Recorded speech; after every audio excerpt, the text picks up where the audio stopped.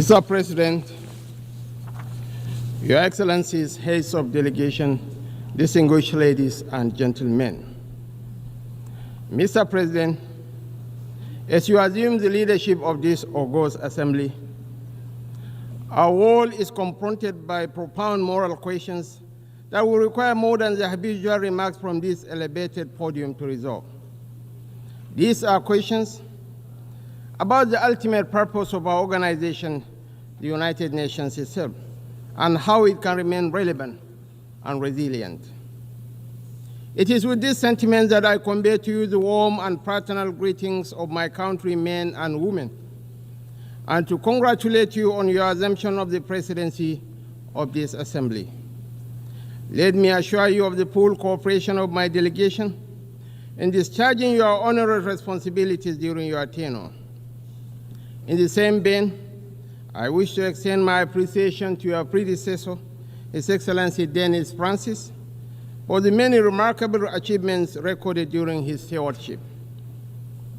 It gives me particular pleasure to commend His Excellency Antonio Guterres, the Secretary General of the United Nations, for his commitment to the cause of peace and development and the democratization of the United Nations to reflect the need to correct the historic injustice that has been done to Africa.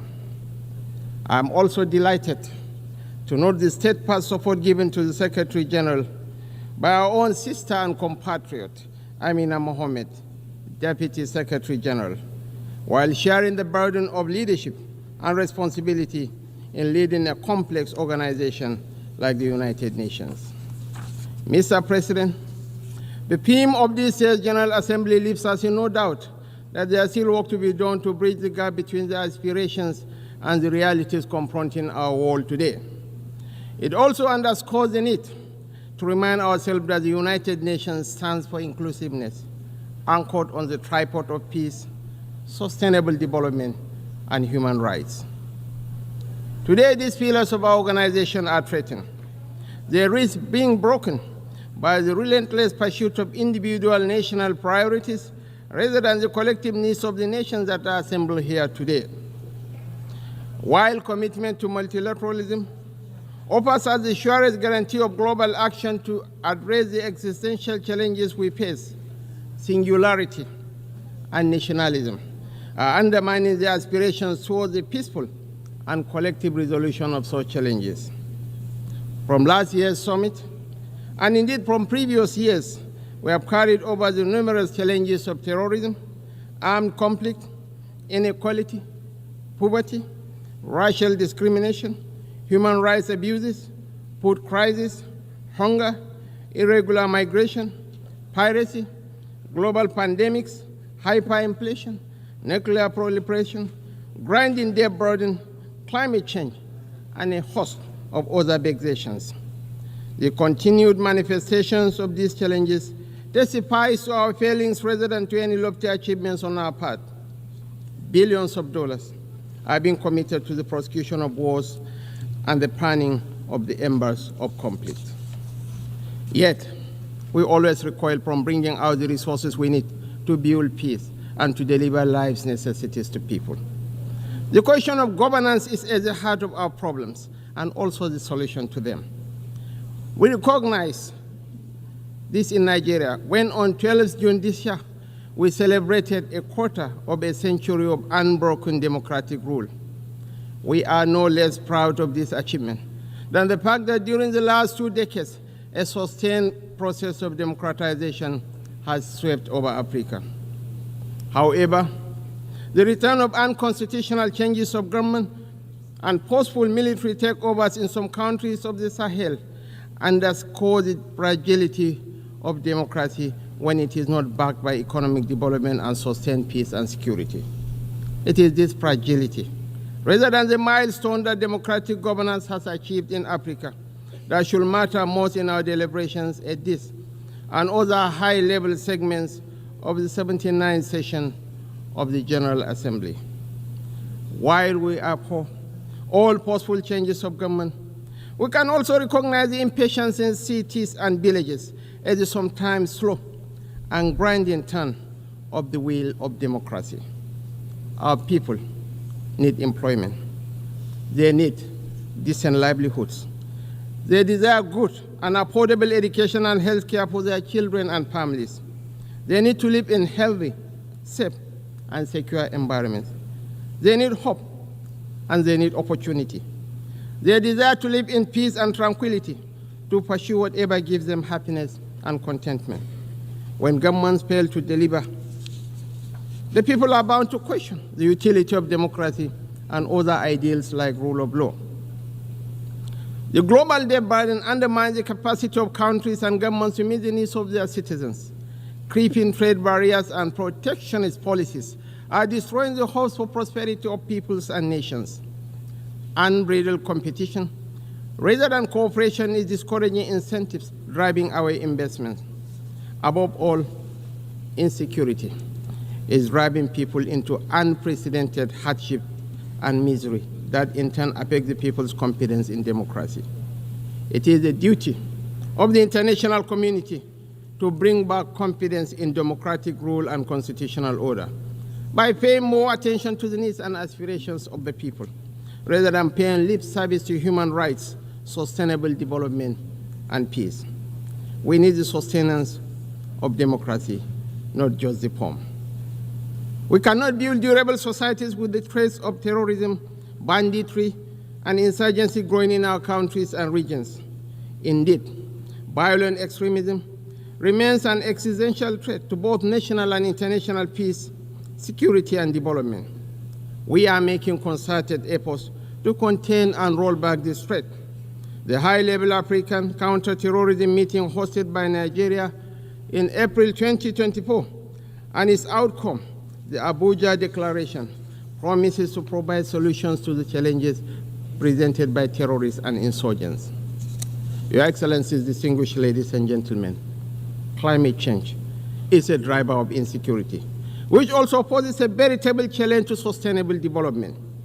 A few weeks ago, large areas of my country were inundated by seasonal flood waters, including one of our largest cities, Maiduguri, in the northeast. Other parts of Nigeria also experienced similar tragedies, occasioning the loss of lives and property.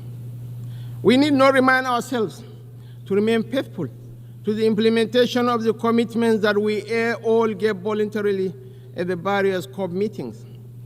Failure to do so is merely to postpone the inevitable. No country is immune from the effects of climate change.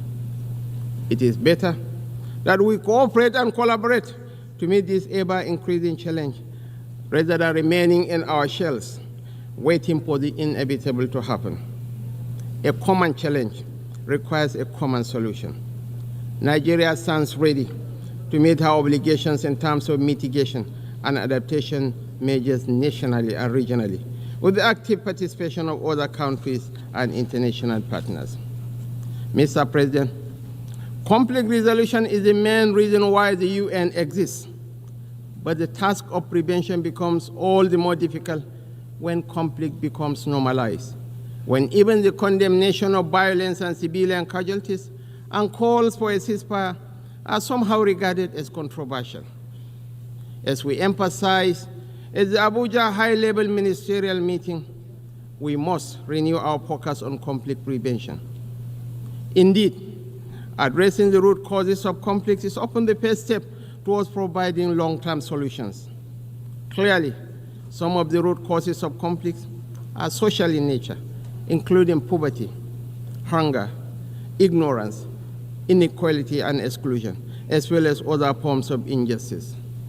In the Sudan, other parts of our continent, and further afield, foreign actors are exacerbating these tensions to prolong conflict and deepen the suffering of innocent people. Today, we are all witnesses to the heart-wrenching situation in Gaza and other Palestinian territories. We cannot discuss war and peace, conflicts and resolution, or humanitarian imperatives today without reflecting on the Israeli-Palestinian conflict that has been raging since 7th August last year. Of course, the conflict predates this period and has been simmering for a better part of half a century.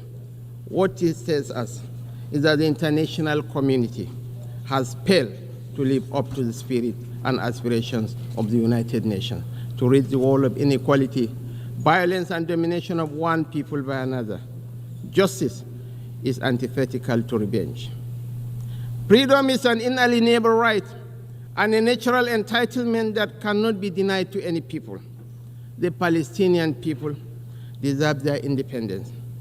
They deserve to have a home of their own in territories already recognized by this very assembly and by international law, which is being routinely ignored. Nigeria continues to urge efforts to bring back on track the two-state solution that offers the prospect for a new beginning for the region. Nigeria reaffirms to supporting United Nations peacekeeping operations. We recognize the need for Africa to build strong and professional armies to meet the multiple challenges we face. Consequently, we reiterate the call for international support to operationalize the African standby force, in addition to the provision of requisite support and resources to ensure the upgrade, take-up, and effectiveness of a center of excellence on issues of counterterrorism in Africa. Mr. President, reform of the Security Council is critical if the UN is to strengthen its relevance and credibility in our rapidly changing world. Some permanent members of the United Nations Security Council have offered encouraging, if tentative, indications of support on the issue of reform of the Council. We welcome the change in tone and urge an acceleration in momentum to the process. The Security Council should be expanded in the permanent and non-permanent member categories to reflect the diversity and plurality of the world. We fully support the efforts of the Secretary General Guterres in this regard. Africa must be accorded the respect that it deserves in the Security Council. Our continent deserves a place in the permanent members category of the Security Council with the same rights and responsibilities as other permanent members. Mr. President, your assumption of the stewardship of the General Assembly presupposes that you will be seized with the progress of the implementation of the UN's Sustainable Development Goals.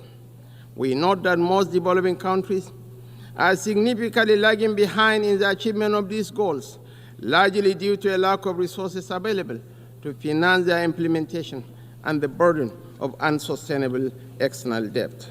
It is our expectation that the adoption of the Pact of the Future for the future will change the narrative, reposition economies, and translate into concrete measures that provide solutions to the challenges faced by developing and least developed countries. This is particularly significant in our region and the Sahel, where human development indices are low and depressing. It is for this reason that we reiterate the call by countries, especially of the Global South, for reform of the international financial architecture and promotion of a rules-based, non-discriminatory, open, fair, inclusive, equitable, and transparent multilateral trading system. We are aware of the debilitating impacts of corruption on global prosperity and national progress. Process of corruption and illicit financial flows constitute a huge chunk of resources needed for sustainable development. The recovery and return of such funds to states of origin is a fundamental principle of the United Nations Convention Against Corruption. Therefore, the international community must promote practical measures to strengthen international cooperation to recover and return stolen assets and to eradicate safe havens that facilitate illicit flows of funds from developing countries to the developed economies. There is also the urgent need to promote fair and inclusive tax regimes in the world. Inclusive and effective international cooperation at the UN. We acknowledge the progress made in the adoption of the terms of reference of the UN Framework Convention on Tax Cooperation. We should deepen this initiative and work towards a UN Framework Convention on Tax Cooperation. Similarly, we must ensure that any reform of the international financial system includes comprehensive debt relief measures to enable sustainable financing for development. Countries of the Global South cannot make meaningful economic progress without special concessions and a review of their current debt burden.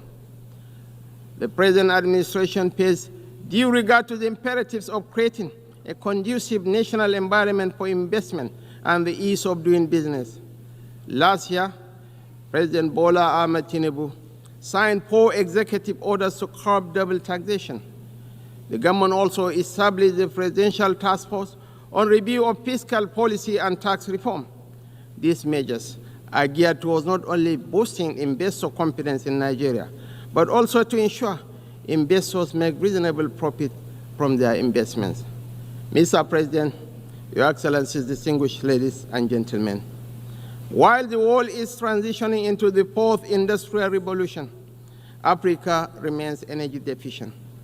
The push for the accelerated implementation of SDG 7, affordable and clean energy, therefore, must take into account Africa's precarious situation. Nigeria believes that natural gas remains central to the search for solutions to the energy challenges that Africa and the international community face. Access to affordable, reliable, cleaner sources of energy is more than an environmental or developmental issue. It is a key factor in social peace and international security. Mr. President, Nigeria remains unwavering in its commitment to SDG 13, climate action, including the net zero ambition and transition from fossil fuel energy to clean energy. As a demonstration of this commitment, the government established the Presidential Committee on Climate Action and Green Economy Solutions and appointed a special presidential envoy on climate action. We will redouble our efforts to address the challenges posed by climate change, including the urgent need to transition from fossil fuel energy. Yet, such commitments must be juxtaposed with the principle of common but differentiated responsibilities and the relevant provisions of the Paris Climate Agreement back in 2015. The Paris Agreement provided for developed countries to take the lead in the quest to achieve net zero and to offer support, including finance, to developing countries for the actualization of the climate change goal. Worthy of note is the loss and damage funding for vulnerable countries secured at COP27 in Egypt and expanded in COP28 in the United Arab Emirates. It is our expectation that this year's 79th session of the UN General Assembly and the upcoming COP29 in Azerbaijan this November will go a step further by providing developing countries, especially African countries, with access to the loss and damage funds, including the $100 billion pledged by developed countries to mitigate the negative impacts of climate change. Mr. President, in this age of digital innovation, we must address the emerging divide between the global South and the global North, which, with the evolution of artificial intelligence, risks becoming wider still. The UN should work towards eliminating barriers to digital economy in Africa, such as high cost of internet services and intellectual property rights. More so, there is a need to work towards common global standards to regulate cryptocurrency trading platforms. This is the most effective way to provide confidence in these markets and limit the potential for instability. Our own experience in Nigeria, as in other countries, shows that new technologies, when not properly regulated, can facilitate organized crime, violent extremism, and human trafficking. In our own case, the trading of cryptocurrency helped fuel speculation and undermine macroeconomic reforms. Separately, we have also witnessed in rich and poor countries alike the corrosive impact of unfiltered hate speech and fake news across social media. There is much more that we could and should do together to strengthen those guardrails that will help release the most progressive elements of the new technologies shaping our world and curb those more destructive tendencies. Mr. President, we are particularly mindful of the imperatives of achieving the advancement of youth and women as a factor in national development, peace, and security. Nigeria has developed its own national action plan on women and security, as well as a national action plan on youth, peace, and security to ensure the participation of both women and youth in the peace and security sector. The summit of the future cannot be deemed successful without setting clear, ambitious, and achievable developmental goals to address the various challenges facing our youth. In line with this aspiration, the Nigerian government will continue to invest in Nigerian youth through initiatives like the revitalization of the National Youth Investment Fund for 2024, focused on youth employment and entrepreneurship. Mr. President, as much as the global family still grapples with the crippling consequences of the COVID-19 pandemic, the greatest lesson that we have learned is never again to take any health situation with levity. In line with SDG 3, we must continue to work together to ensure the good health and well-being of all. There is no disease that should be relegated to the background due to some perceived classification of their seriousness or importance.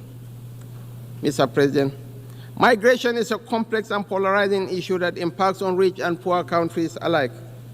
Nigeria is a country of origin, transit, and destination. We are a major stakeholder in the global migration dynamic and understand the challenges and benefits it brings.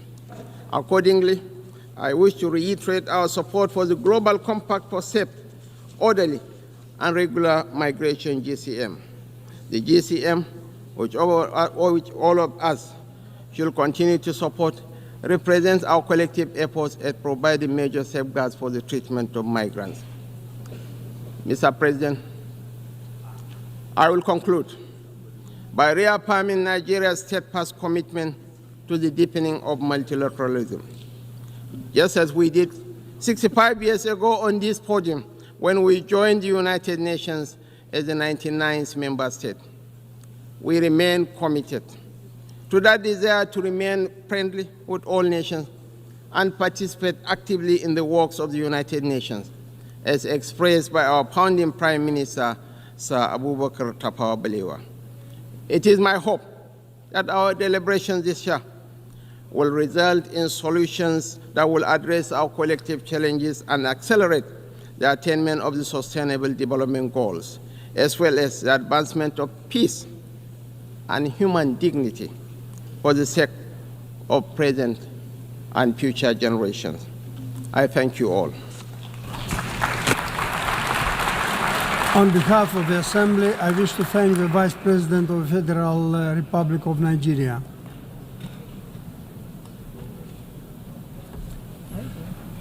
The Assembly